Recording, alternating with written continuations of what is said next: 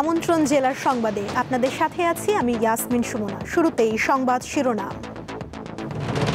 সক্রিয় মৌসুমী বায়ুর প্রভাবে সাগরে নিম্নচাপ, 4 সমুদ্র বন্দরে স্থানীয় 3 নম্বর সতর্ক সংকেত। আজ মধ্যরাত থেকে 22 দিন ইলিশ ধরায় নিষেধাজ্ঞা কার্যকর, চলবে 25 অক্টোবর পর্যন্ত। খাগড়াছড়িতে সহিংসতায় ক্ষতিগ্রস্তদের মাঝে প্রশাসনের ত্রাণ বিতরণ, স্বাভাবিক হচ্ছে পরিস্থিতি।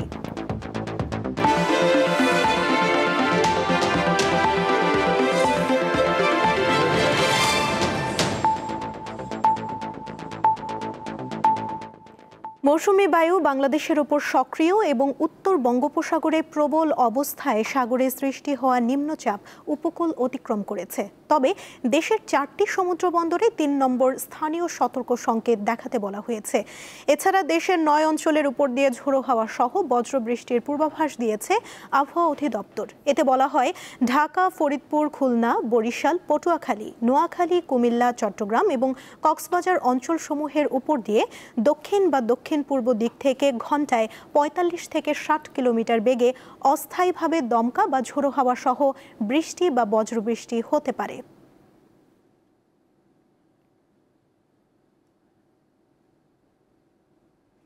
বিরূপ আবহাওয়ার মধ্যেও কক্সবাজার সমুদ্র সৈকতে ভিড় করছেন পর্যটকরা। সেখানে আছেন সহকর্মী হারুনুর রশিদ।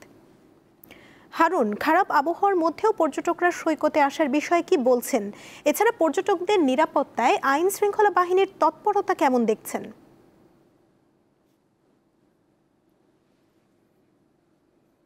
সুমনা, আপনি জানেন যে গতকাল হিন্দু ধর্মীয় উৎসব দুর্গাপূজা এবং তাদের যে প্রতিমা বিসর্জনের মধ্য দিয়ে শেষ হয়েছে গতকাল তাদের 5 দিন ব্যাপী তাদের দুর্গোৎসব। এই উৎসব শেষে অনেকে পূজা ছুটিতে কক্সবাজারে লাখো পর্যটকের ভিড় করছে। গতকাল থেকে প্রায় লক্ষাধিক পর্যটক কক্সবাজারে অবস্থান করছে। তারা এই সকাল থেকে কক্সবাজারে বিচে বিভিন্ন পয়েন্টে তারা আনন্দ খুশিতে মেতেছে। অনেকে সাগরের সাথে ঢেউয়ের সাথে বিকালি করে তাদের সেখানে হাসি খুশিতে মেতে উঠেছে। এই কক্সবাজার প্রায় লক্ষাধিক পর্যটক এখানে এখনো পর্যন্ত অবস্থান করছে এবং বলতে গেলে আসলে কক্সবাজারে যেসব পর্যটক কয়েকদিন ধরে আসছিল তারা আজকে থেকে কক্সবাজার ছেড়ে যাওয়ার কথা রয়েছে। হোটেল কর্তৃপক্ষের সাথে কথা বলছিলেন, তারা যেটা জানিয়েছেন হয়তো আজকে সন্ধ্যার পর থেকে পর্যটকেরা কক্সবাজার খালি হতে শুরু করবে। এরপরে হয়তো আগামীকাল থেকে একেবারে পর্যটক শূন্য হয়ে পড়বে কক্সবাজার।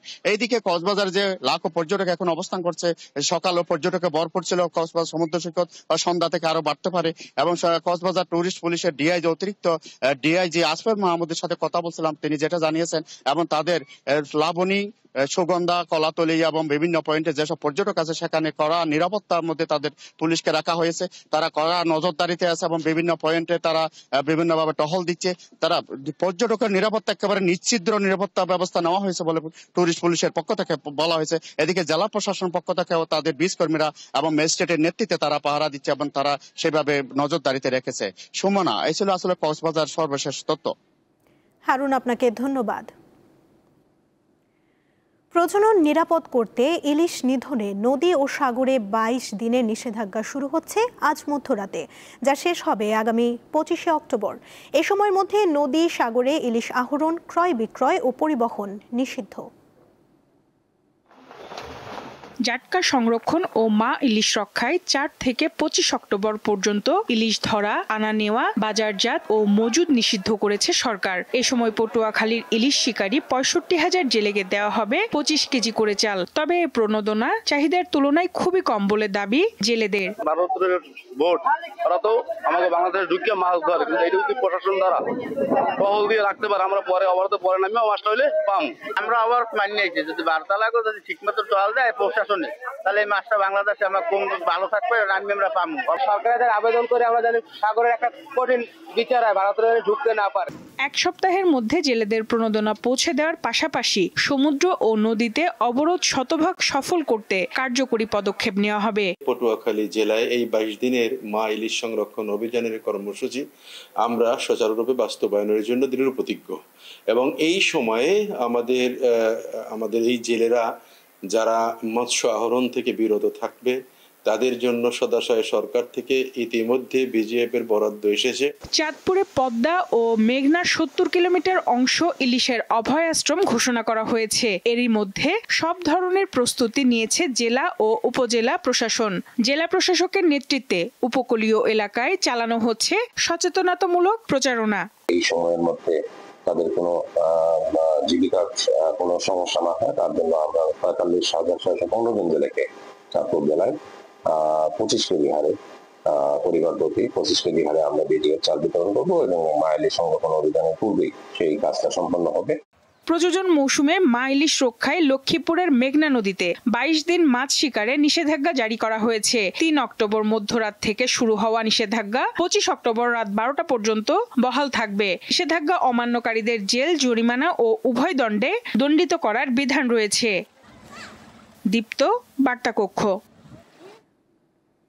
জাতীয় ঐক্যমত্য কমিশনের সিদ্ধান্ত অনুযায়ী জুলাই সনদ বাস্তবায়ন সম্ভব। এক্ষেত্রে আইনগত কোনো বাধা নেই বলে জানিয়েছেন attorney general Mohammad Asaduzzaman.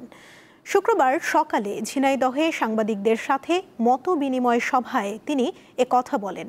Attorney general আরও বলেন, আওয়ামী লীগের শাসনামলে প্রশাসনে যারা বড় ধরনের অপরাধের সাথে জড়িত না তাদের চাকরি করতে সমস্যা নেই, তবে যারা অপরাধে জড়িত ছিলেন তাদের বিষয়ে সরকার সিদ্ধান্ত নেবে বলেও মন্তব্য করেন তিনি।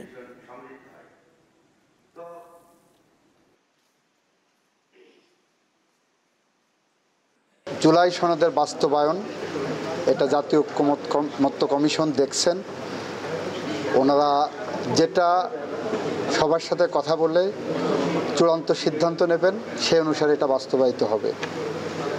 এখানে আইনসঙ্গত কোনো বাধা আছে বলে আমি মনে করি না। আওয়ামী লীগের শাসনামলে পুলিশ বলেন, জুডিশিয়ারি বলেন, সিভিল ব্যুরোক্রেট বলেন, সমস্ত প্রতিষ্ঠানগুলোকে এমনভাবে করা হয়েছিল তারা চাকরি করেছেন। সরকার একটা চলমান প্রক্রিয়া, সেই প্রক্রিয়ার অংশ হিসেবে যারা বড় ধরনের অপরাধের সাথে জড়িত না প্রশাসনে, তারা নিশ্চয়ই চাকরি করবেন। দেশের জন্য, রাষ্ট্রের জন্য তারা চাকরি করবেন। এবারে কেওয়াই স্টিল চট্টগ্রাম সংবাদ।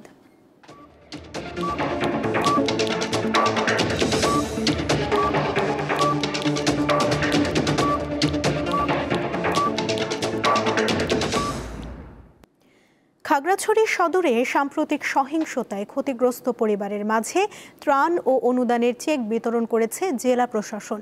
এদিকে খাগড়াছড়ি সদর ও গুইমারা উপজেলায় জারি করা ১৪৪ ধারা এখনও বহাল রয়েছে। তবে স্বাভাবিক হচ্ছে জনজীবন। শুক্রবার সাপ্তাহিক ছুটির দিনে শহরে মানুষের চলাচল তুলনামূলক কম থাকলেও বাজার ও দোকানপাট খুলেছে। নিরাপত্তা পরিস্থিতি নিয়ন্ত্রণে সেনাবাহিনী, বিজিবি ও পুলিশ মোতায়েন রয়েছে। বসানো হয়েছে চেকপোস্ট এবং চলছে তল্লাশি অভিযান। দুপুরে জেলা সদরের খাগড়াছড়ি স্টেডিয়াম মাঠে আনুষ্ঠানিকভাবে ২৭ জন ক্ষতিগ্রস্ত ব্যবসায়ী ও পরিবারের মাঝে ত্রাণ সামগ্রী ও অনুদানের চেক বিতরণ করা হয়। অনুষ্ঠানে প্রধান অতিথি জেলা প্রশাসক ABM ইফতেখারুল ইসলাম খন্দকার ত্রাণ ও অনুদানের চেক বিতরণ করেন। তিনি বলেন, এর মাধ্যমে কিছুটা হলেও ঘুরে দাঁড়ানোর সাহস পাবে ক্ষতিগ্রস্তরা। আগামী 15ই অক্টোবর অনুষ্ঠিত হবে চট্টগ্রাম বিশ্ববিদ্যালয় কেন্দ্রীয় ছাত্র ও হল সংসদ নির্বাচন। প্রচারণায় প্রথম দিন থেকেই শারদীয় দুর্গাপূজা উপলক্ষে বন্ধ রয়েছে ক্যাম্পাস, কিন্তু এর পরেও বন্ধ নেই প্রার্থীদের প্রচারণা। বিভিন্ন হল, কটেজ, ঝুপড়ি সহ ক্যাম্পাস প্রাঙ্গণে কুশল বিনিময় করেন প্রার্থীরা। শুক্রবার জুমার নামাজের পর বিভিন্ন প্যানেলের প্রার্থীরা বিশ্ববিদ্যালয় মসজিদে নামাজ আদায়ের পর প্রচারণা চালান। ৩৫ বছর পর অনুষ্ঠিত হবে চট্টগ্রাম বিশ্ববিদ্যালয় কেন্দ্রীয় সংসদ ও হল সংসদ নির্বাচন, যেখানে ৯০৮ জন প্রার্থী প্রতিদ্বন্দ্বিতা করবেন।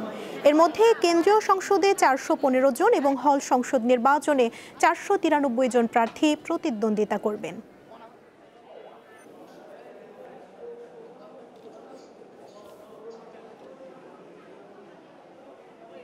আগামী সংসদ নির্বাচন ঘিরে পঞ্চগড়ে ঘর গোছাতে শুরু করেছে রাজনৈতিক দলগুলো। দলীয় মনোনয়ন পেতে এরই মধ্যে মাঠ পর্যায়ে কাজ শুরু করেছেন প্রার্থীরা। সব ক্ষেত্রে নেতাকর্মীদের সরব উপস্থিতি চোখে পড়ছে সবার। ত্রয়োদশ জাতীয় সংসদ নির্বাচন সামনে রেখে পঞ্চগড়ের মাঠ গরম করছেন বিএনপি, জামায়াত, এনসিপি সহ বেশ কিছু দলের নেতাকর্মীরা। সকাল থেকে মধ্যরাত পর্যন্ত চালিয়ে যাচ্ছেন সভা সমাবেশ।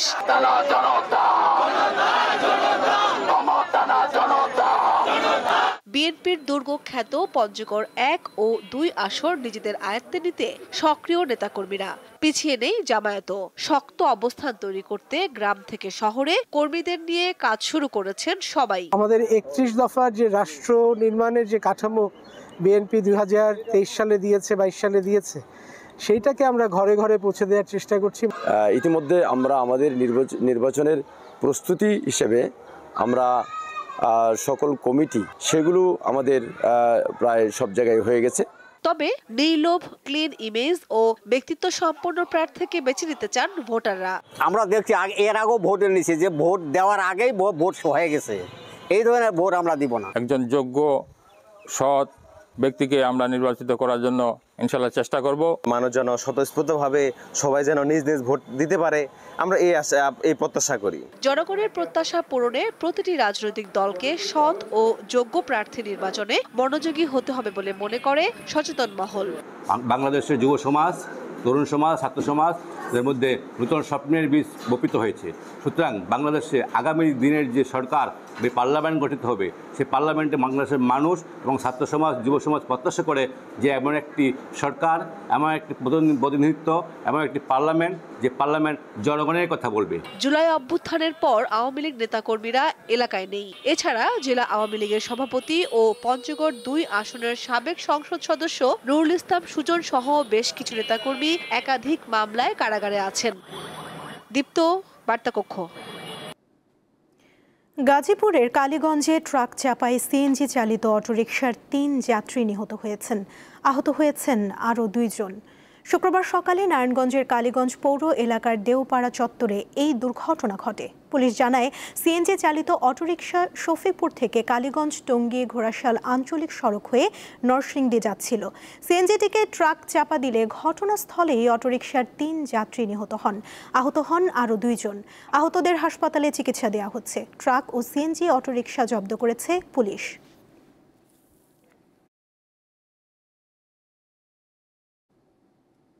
জেলার সংবাদ শেষ করার আগে শিরোনামগুলো জানিয়ে দিচ্ছি আরও একবার। সক্রিয় মৌসুমী বায়ুর প্রভাবে সাগরে নিম্নচাপ, 4 সমুদ্র বন্দরে স্থানীয় 3 নম্বর সতর্ক সংকেত। আজ মধ্যরাত থেকে 22 দিন ইলিশ ধরায় নিষেধাজ্ঞা কার্যকর, চলবে 25 অক্টোবর পর্যন্ত।